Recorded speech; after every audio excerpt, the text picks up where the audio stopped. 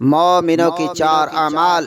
حضور غریب نواز رحمۃ اللہ تعالی علیہ فرماتے ہیں کہ حضرت خواجہ جنید بغدادی رحمۃ اللہ تعالی علیہ سے روایت ہے کہ ایک مرتبہ رسول کریم صلی اللہ تعالی علیہ وسلم نے ابلیس مردود کو بہت غمگین دیکھا۔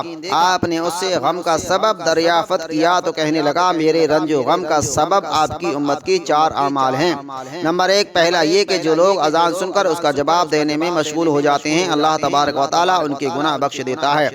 نمبر دو یہ کہ جو لوگ راہ حق میں تکبیر کی آواز سن کر میدان جنگ میں جہاد فی سبیل اللہ کی خاطر کود پڑتے ہیں تو اللہ تبارک و تعالیٰ ان غازیوں بلکہ ان کے گھوڑوں تک کو بخش دیتا ہے۔ نمبر تین یہ کہ جو لوگ رزق حلال پر قناعت کرتے ہیں، اللہ تبارک و تعالیٰ ان کے گناہ بخش دیتا ہے۔ نمبر چار وہ صالح قلب اشخاص جو کہ نماز فجر ادا کرنے کے بعد اپنی جائے نماز پر بیٹھ کر ذکر الہی میں مشغول رہتے ہیں، یہاں تک کہ نماز اشراق پڑھ کر اپنی جگہ سے اٹھتے ہیں۔